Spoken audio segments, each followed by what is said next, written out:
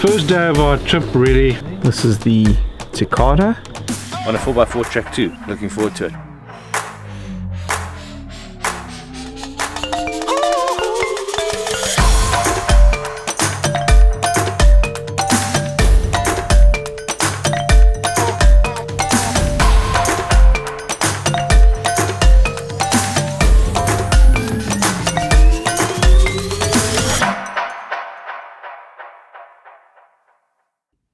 After a relaxing 2-day stay at a menu camp in Puros, we're heading to Etosha.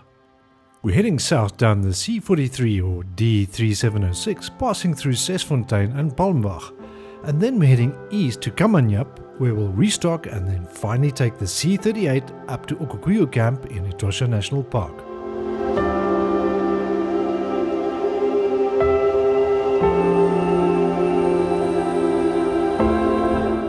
We hit the road early again and we met with a spectacular sunrise.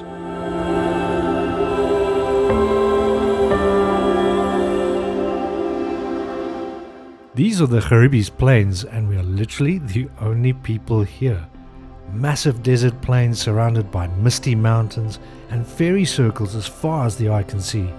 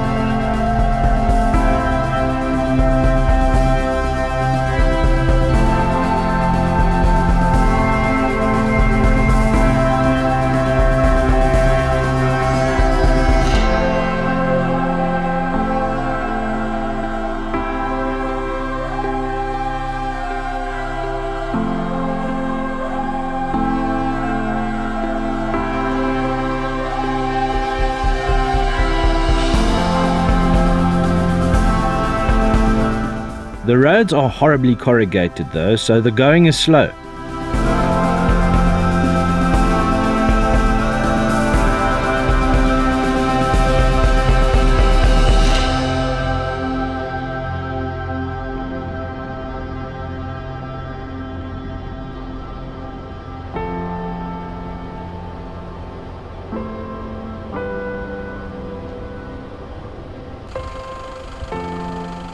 As we reach the Sesfontein, there are more signs of civilization again, as well as traffic on roads, but it's still pretty quiet.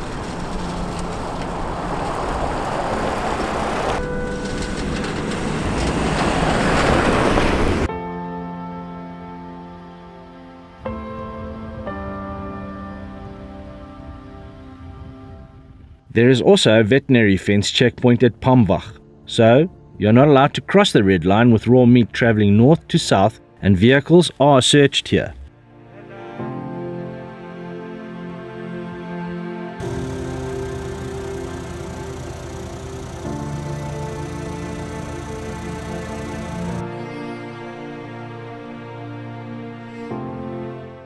The roads have not improved much as we reach the Grootberg Pass, but it's still very scenic.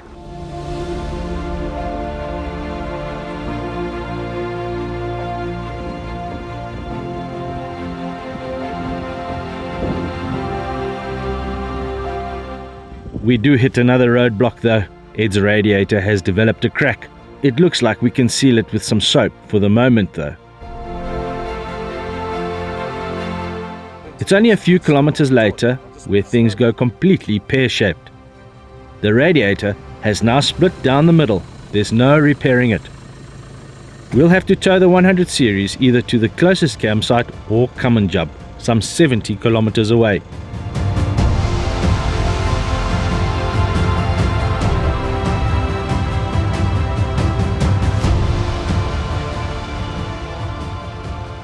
Yeah, I think we went, the 100 series got a leak in the radiator and these hills are just too much, so I think it's cracked at the bottom. So we hooked the Echo onto Chris's car to reduce strain, and Ryan's going to tow me to wider campsite, 32 k's, hopefully we can get someone to Haida with a new radiator. So extremely interesting developments. It looks like the Land Cruiser 100 series, old Ed's pride and joy, has a crack in the radiator on the top and on the bottom. And what that actually means, and we're going up a pass, and what it means is that he can't go further. He goes further with the car as it is now. Water is just coming out the bottom. That would mean a blown motor, and we've been joking about that fact the whole trip, because you know he had it recently put back together, and I think there are a couple of issues, if I'm honest. So shame, it's never a nice thing, and by no means do we take this lightly at all. So what we've done is we've hitched it up. We're using the Wild Dog 4x4 tow gear, 12 tons of, and it's absolutely amazing. I mean, such a thin little rope, it's as thick as my thumb, is literally pulling up Ed's 3-ton Land Cruiser 100 series, and it is absolutely amazing to see and witness. He's got the best fuel consumption he's ever had. I've put the Ranger into 4 low, and what we've been advised through chatting through Toyota South Africa is that we can tow the vehicle. It is an automatic, but we can only tow it at 10 kilometers an hour, and every 10 kilometers we need to stop and we need to let Ed's gearbox cool down. We subsequently learned that you can actually tow the 100 series at higher speeds if you put the gear in park and the transfer case in neutral.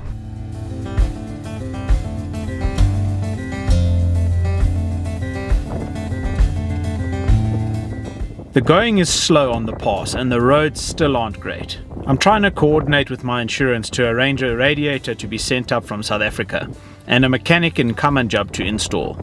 We can't find any parts in Namibia. There's also some ominous looking weather on the horizon.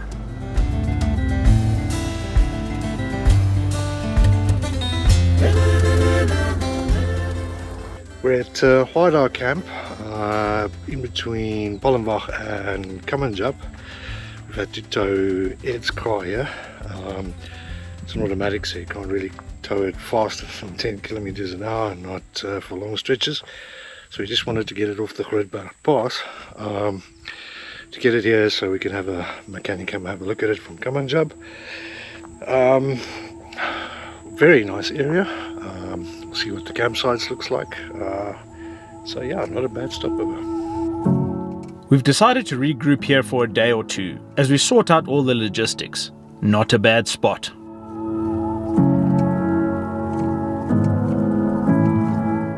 The campsites are comfortable and the area is stunning.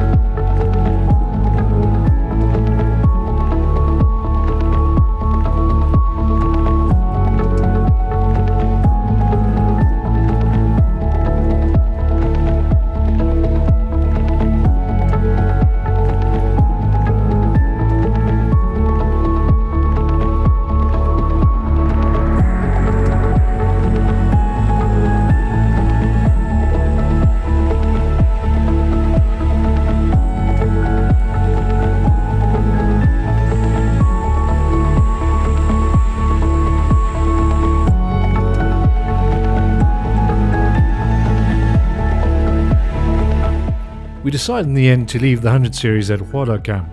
The radiator will be shipped to the mechanic at Kamanyap and he'll come out to replace it at Wada. We'll carry on to Etosha in the interim and then return later to fetch it. Ed's hitching a ride with Ryan and I'm towing his accommodation.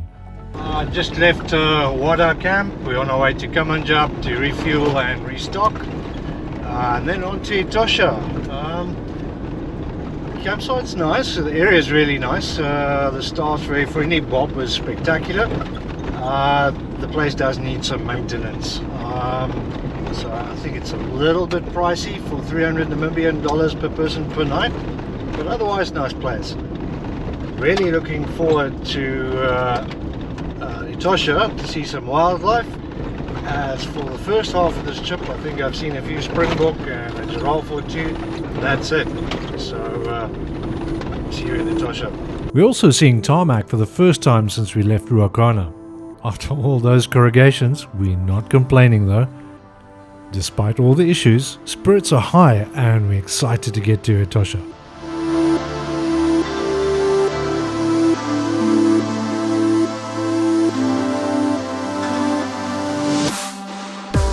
After a disappointing restock at Kamanyap, we finally arrive at our destination.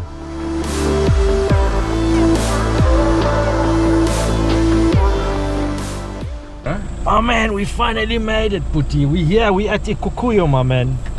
In Etosha National Park. We just went, we had our drones, they locked our drones, they closed our drone bags with string. Said we mustn't use them. We said obviously that's why we disclaimed them. But we're here at Okaukuejo. We're gonna go and find a campsite. We're just checking in. It looks like Cinderella's tower is here. And yeah, let's get checked in and let's get our camp set up because it's been another long day on the road. We do have a bit of a problem with our bookings, so we'll see if we can sort that out. We had to delay obviously. We're soon setting up camp with a big thunderstorm approaching.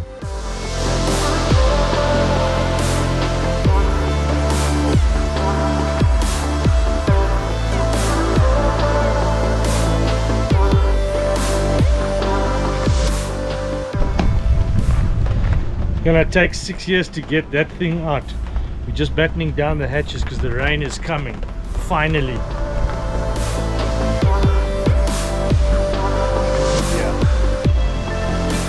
It's great to get some rain in this arid place.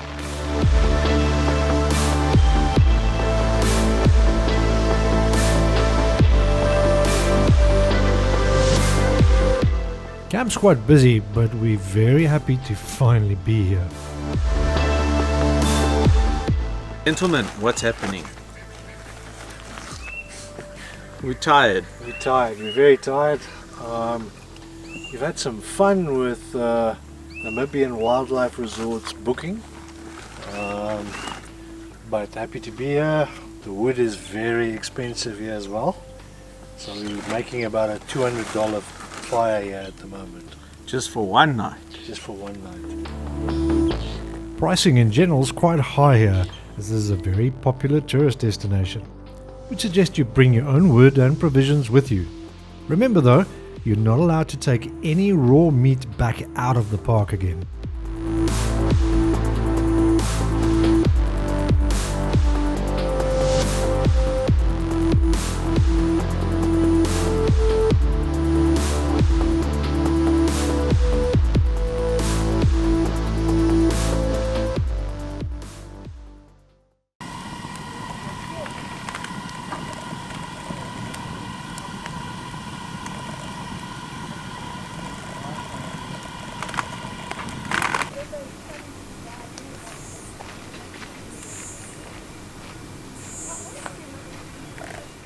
We're just happy to take it easy around the fire after the long drive.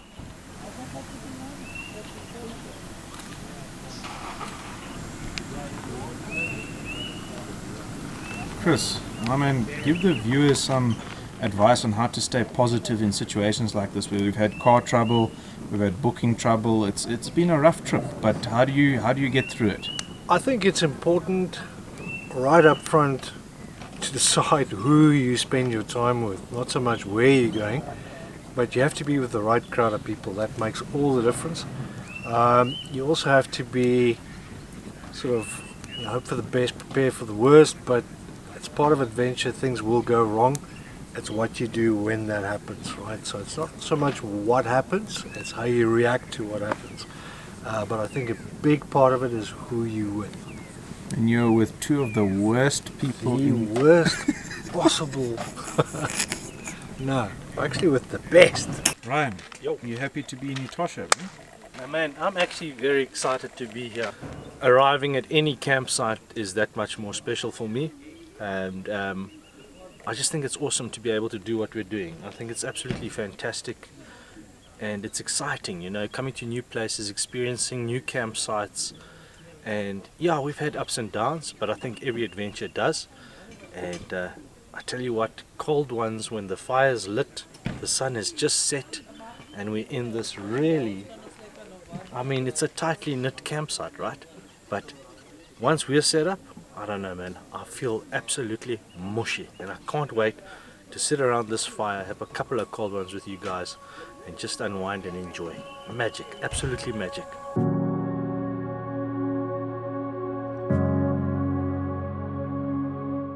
One of Okaukuejo's best features is its waterhole. Overnight guests can access this 24/7, and the sightings are amazing. Namibia boasts the world's largest black rhino population, most of them found in Etosha.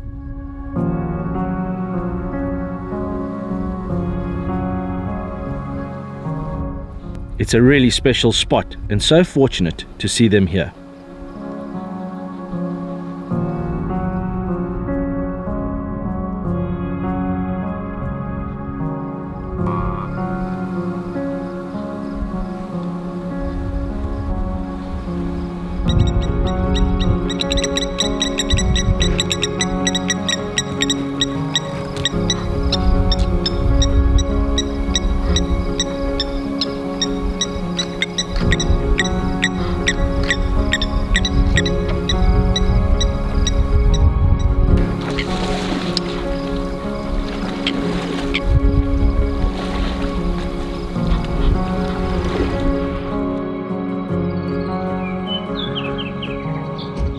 It's a fresh morning and we're excited for our first game drive.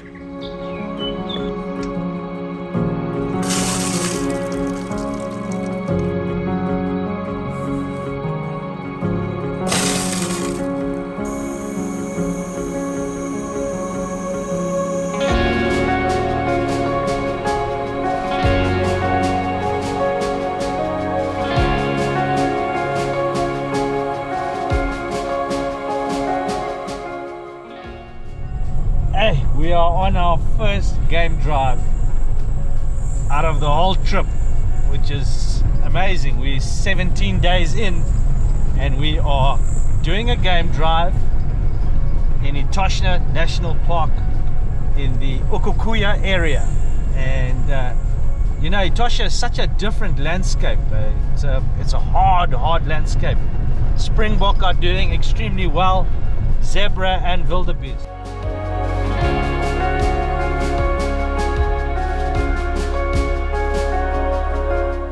It's busy though, and it can get a little crowded, but the sightings are worth it.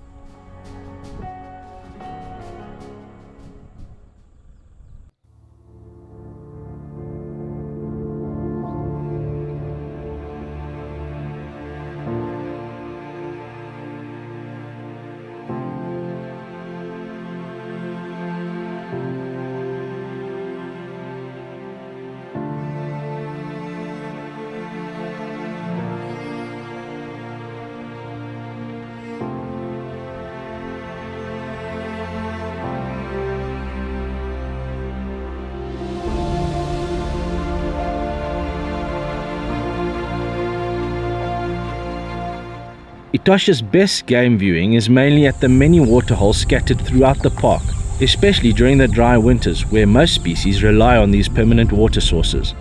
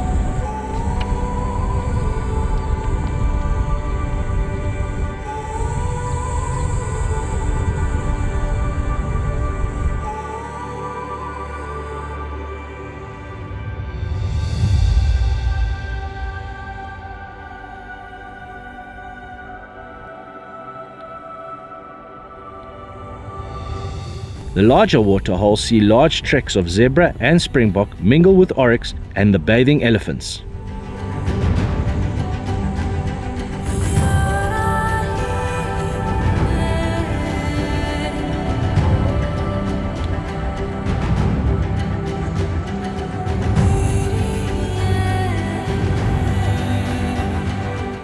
Although we're used to seeing these types of wildlife, it is so strange seeing them in this desert landscape. Etosha National Park is home to 4 of the big 5. Elephants and lions are common in the park, while the elusive leopard hides in the densely vegetated areas. There are around 2,000 desert elephants in Etosha. They are considered the tallest in Africa, but they don't have long tusks, probably due to mineral deficiencies as they adapted to the desert conditions. These are often called the great white ghosts of Namibia because of their white skin stained by the white mud.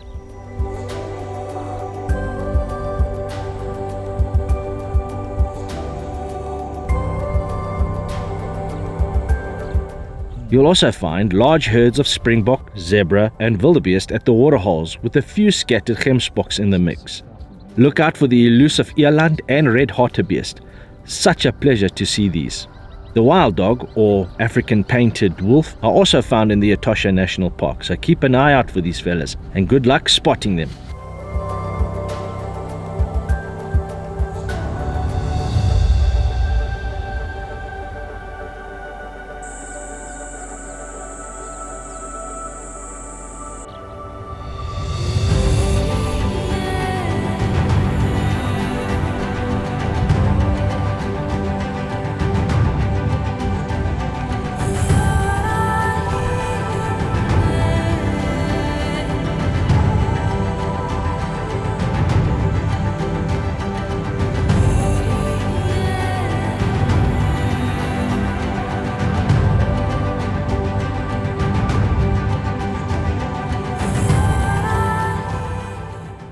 Yeah, so after a nice eventful morning drive, no cats yet, but nice hyena, red hartebeest, black-faced impala, I think that's what it's called, zebra, elephants. Yeah, no, it's good, it's good.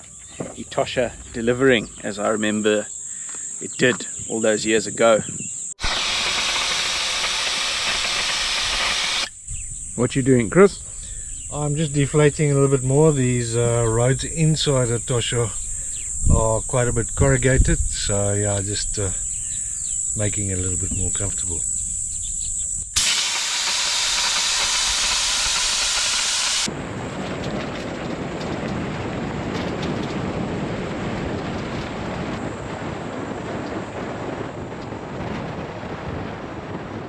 We get our first cat sighting as well.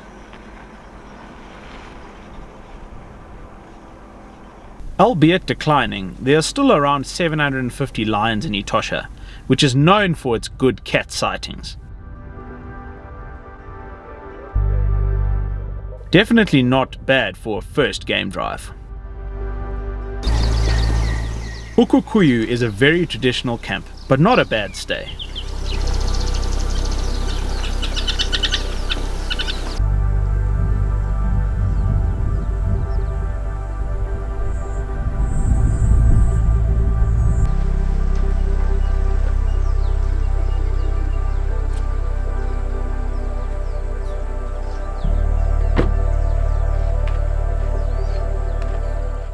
Lots of critters like these cute ground squirrels call the campsite home as well.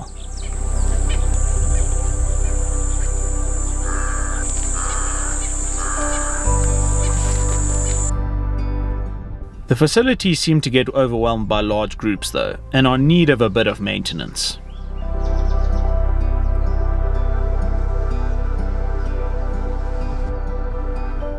The campsites furthest from the entrance are probably the nicest.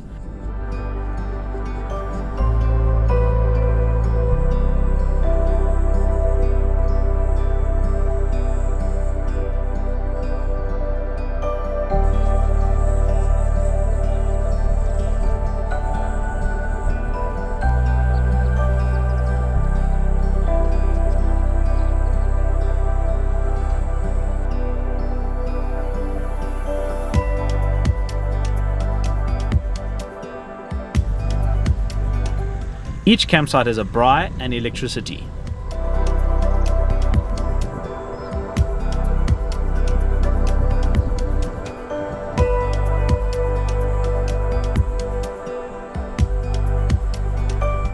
There's also a fuel station, restaurant and basic shop in the camp, as well as an awesome swimming pool.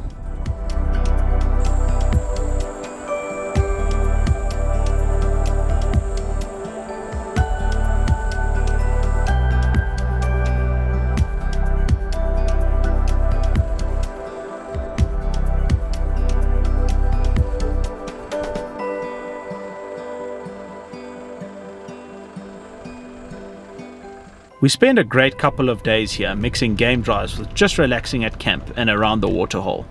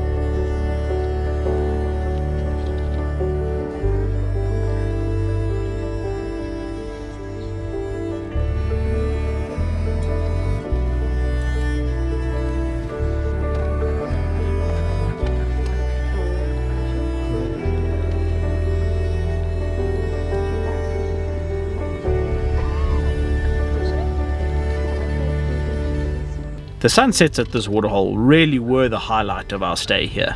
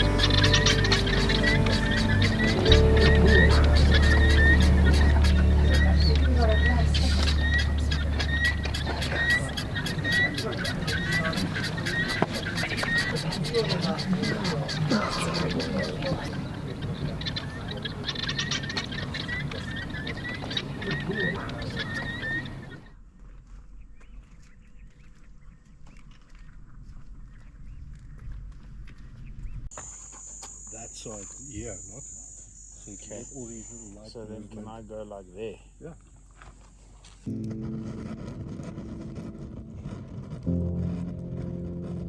Yeah, right. And we buy proper stuff. Yeah.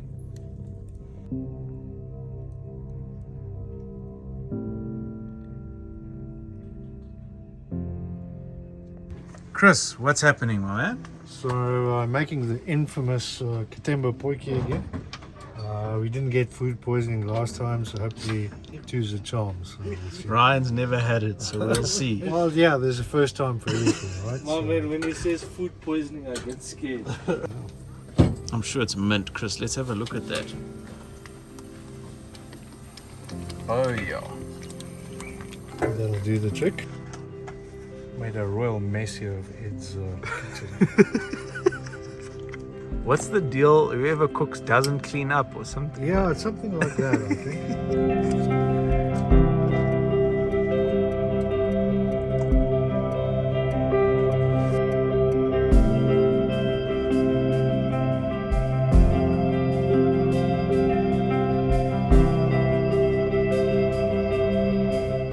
Our next stop is Halali Camp, around 68 kilometers east of Okaukuejo. It's all dirt roads inside Etosha, and it's supposed to be around an hour and a half's drive. We just left Okaukuejo.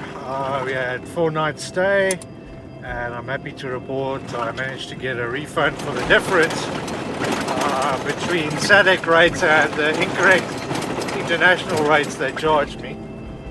We are off to Halali Camp, which will be staying out for 2 nights and then out of the park. These roads are awful. The game viewing's been good, so once we've settled in camp, we'll have a look around the area as well. Quite a few nice game sightings on the way as well.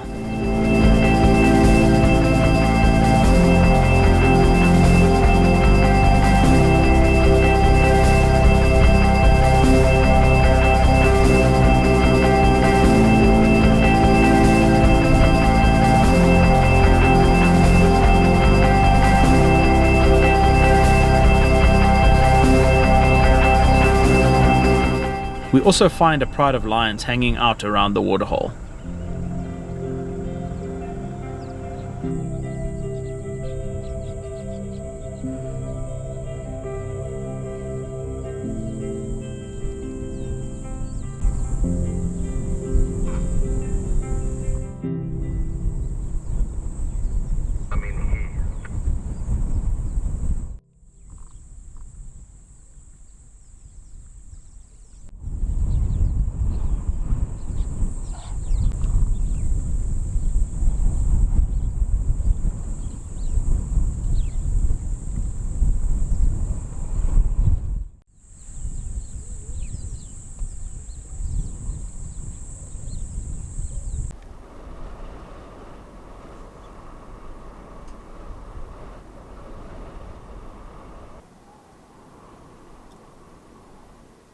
This area has a lot more Mopani felt, so we're also seeing more herds of elephants now.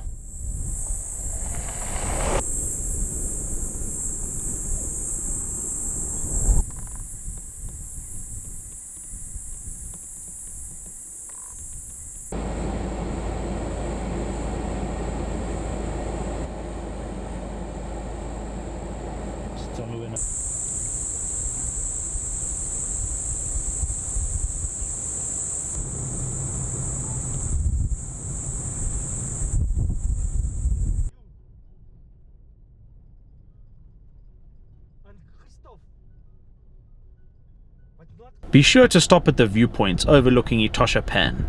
These can be super rewarding.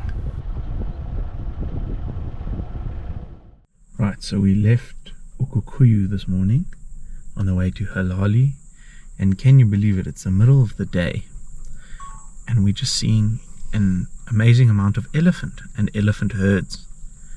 So yeah, Ryan's getting the shots here. Just awesome to see a big bunch of ellies.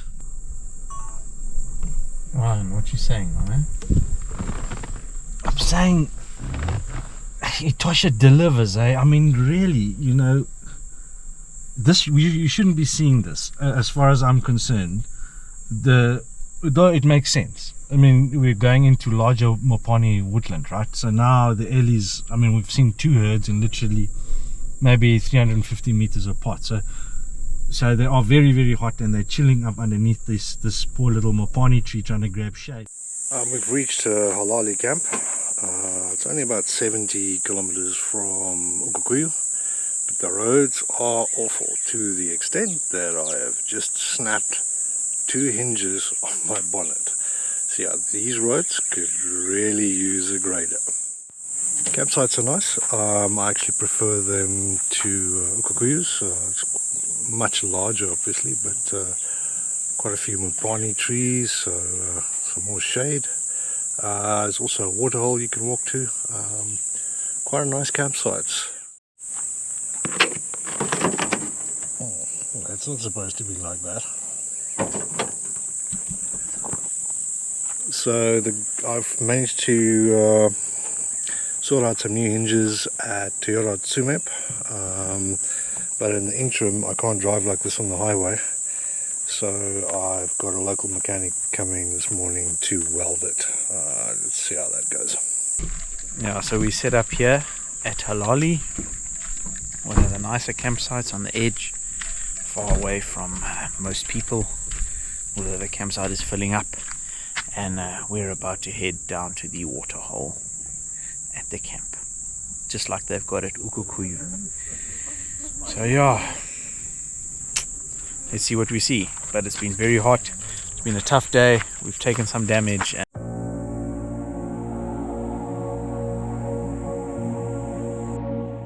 The Moringa Waterhole again offers some amazing scenery and game viewing, and it's accessible 24/7 from the camp.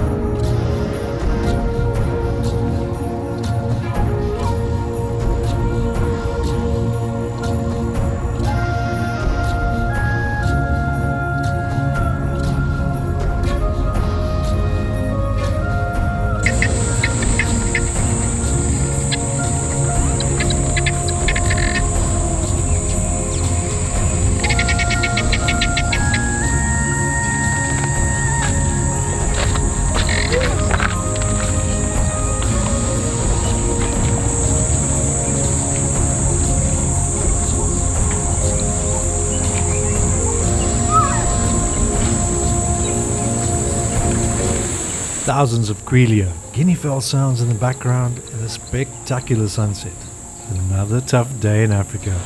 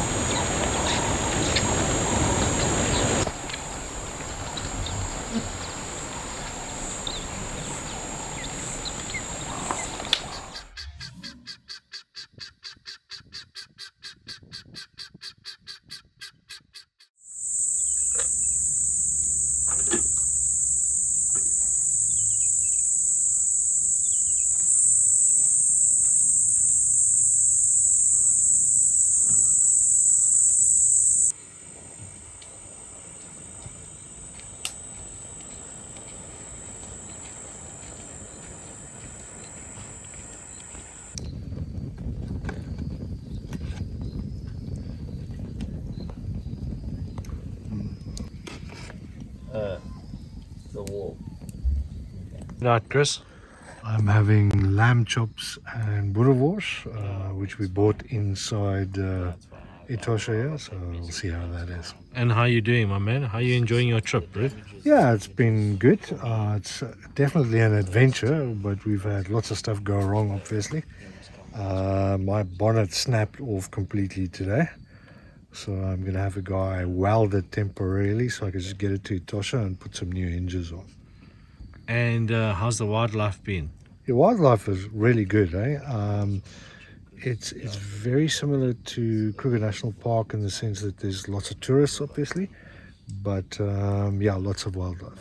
And camping, what have you thought of the campsites and all of that? I like Halali more than Okaukuejo.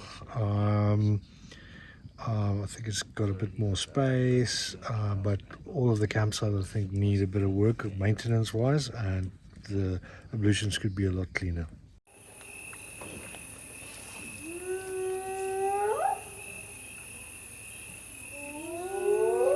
It's still amazing to be here though, and we're having a great stay.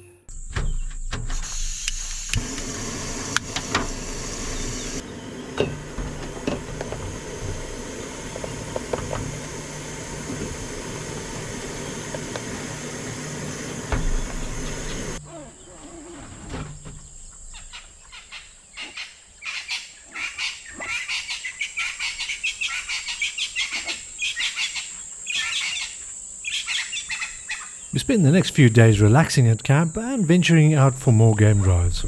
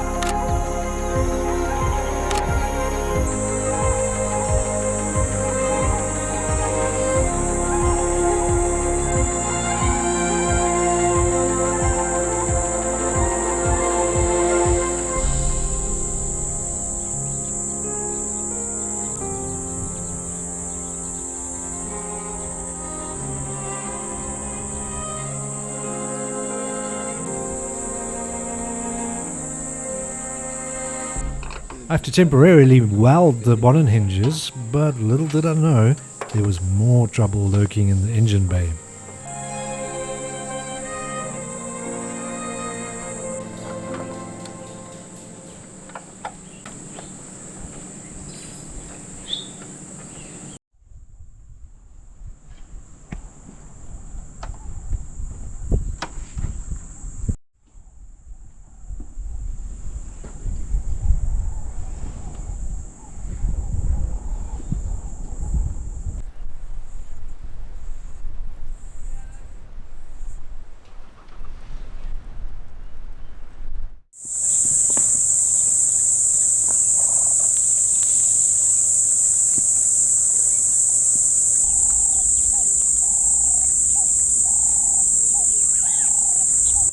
In the interim, Ed and Ryan have picked up the 100 series though.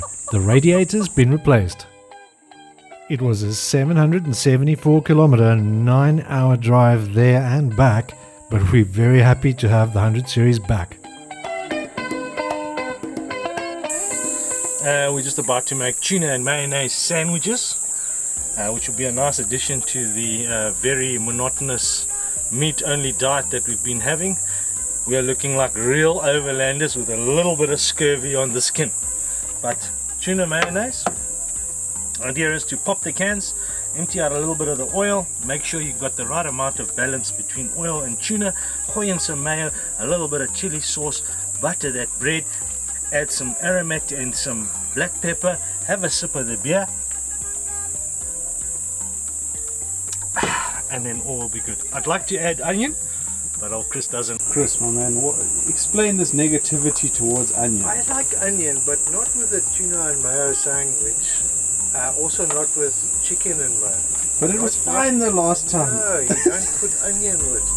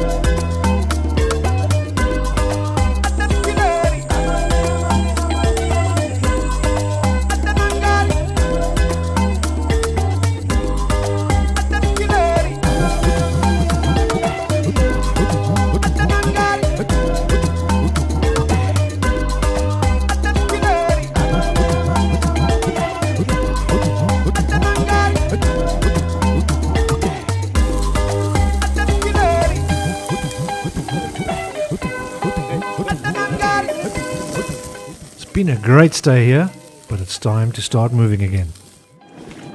We are leaving Halali and Etosha National Park this morning. Yeah, we had to stay a day or two extra because we were waiting to see what's happening with Ed's 100. We've been unable to source a steering rack, either in Namibia or Botswana for that matter, so he's going to have to limp the 100 back to SA. It's not ideal, but he could be waiting here in Namibia for up to 15 days for a new steering rack. Not ideal. Parts availability even for Toyota has been pretty atrocious in Namibia, I must say. My two broken bonnet hinges, I could only find one in the country, so I've welded the two for the interim just to get it to Tsumeb. So we're on our way to Tsumeb, and then we've had to cut the rest of the trip short, unfortunately. We'll not be able to do Caprivi because we've simply run out of time and thus budget.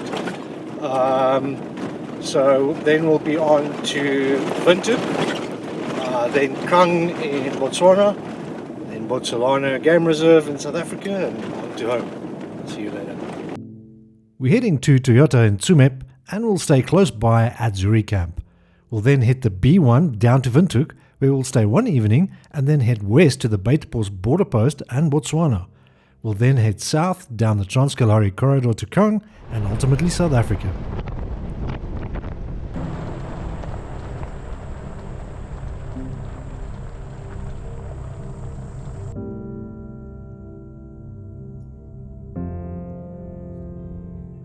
Toyota and Tsumeb soon have Ed and Chris's car sorted with some temporary fixes.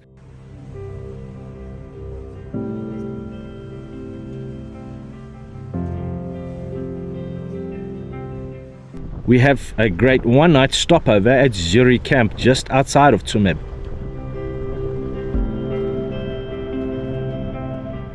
This is a great little campsite.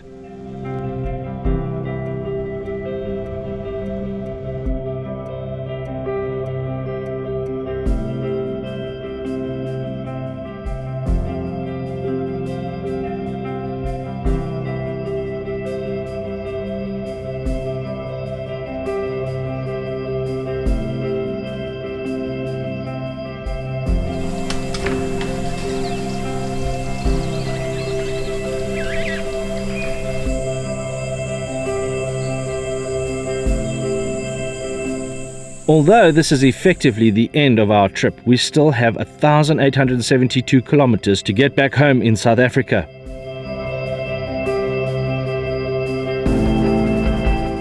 After a quick stopover in Windhoek, we're heading west to Botswana.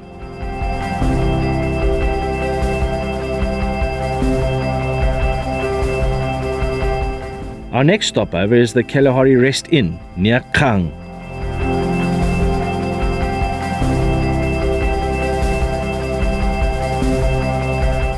This is a beautiful spot and we're happy to be back in Botswana.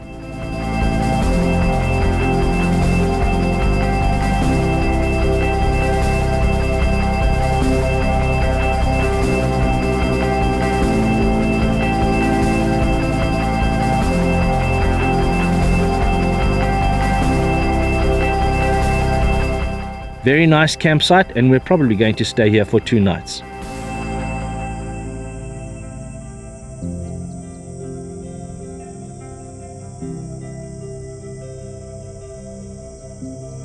Gents, I think we've played this music We've before. played this game Where was it? in Punta Maria. The rain is coming down, but proper. The last night of the trip. Hey, Can you and- believe it? We actually can't believe it because it just came up on us, but we prepared this time, eh? We prepared. And I'll tell you what, my man, our meat, Sham, we had to let it.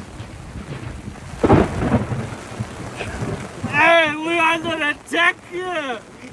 This is proper rain and a proper thunderstorm that's going on here. Proper. We lost all our meat.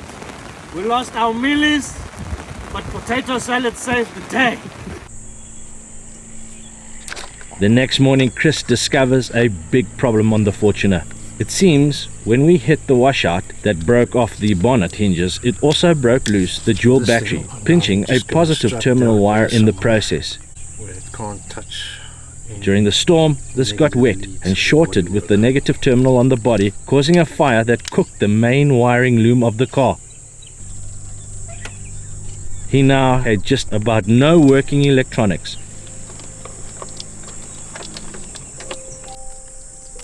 Fortunately, the engine still started, so he could drive it back home like that.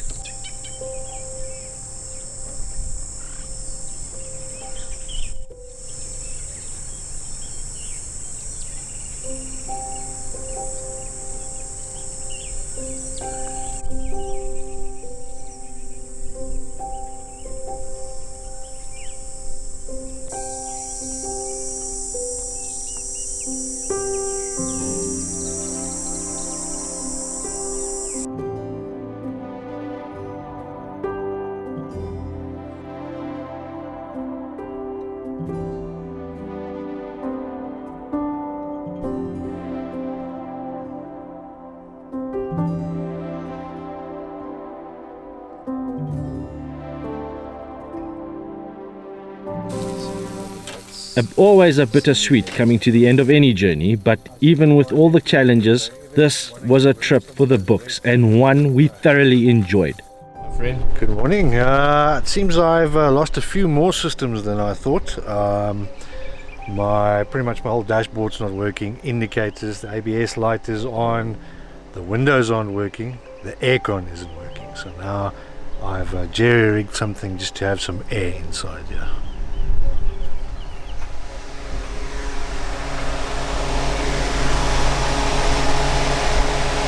Well, I hope so. It's 7.5 hours drive without aircons and closed windows, so that's going to be fun. Oh, what about music? No music, so yeah. Tough day on the road. Tough day. Coffee station, Land Cruiser 100 series and Red Arc and Enertech coffee station. Yeah, made 6 coffees this morning and we're about to hit the road.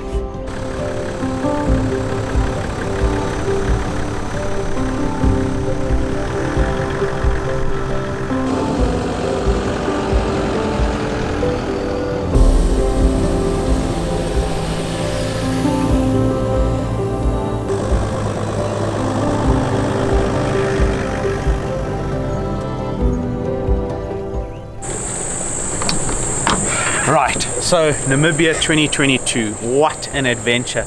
It's been long, it's been hard, but it's been amazing. We've seen some incredible sightings, animal sightings, some incredible scenery in Namibia and in Botswana. And yeah, what more can we say? It's been long, it's been hard, but it's been amazing. It's been worth it. Traveling as the trio, it's always good traveling with you gents. And yeah, will we be back? We will certainly be back. Not sure where the next adventure is going to lead us, but we'll see you then. Cheers. So, just a massive thank you to our product sponsors, Takla, Lacie, 4x4 Mega World, Strijdom Park, Wild Dog 4x4, Indeflate, and Trucks for Africa. And a massive thank you to you from the Go Get crowdfunding. You guys absolutely smashed it out of the park for what we asked for. Thank you so much for making this trip possible. And to the show's individual patrons, you guys, without you, we just can't do this. So a massive thank you. We'll see you at the next Overlanding Escape.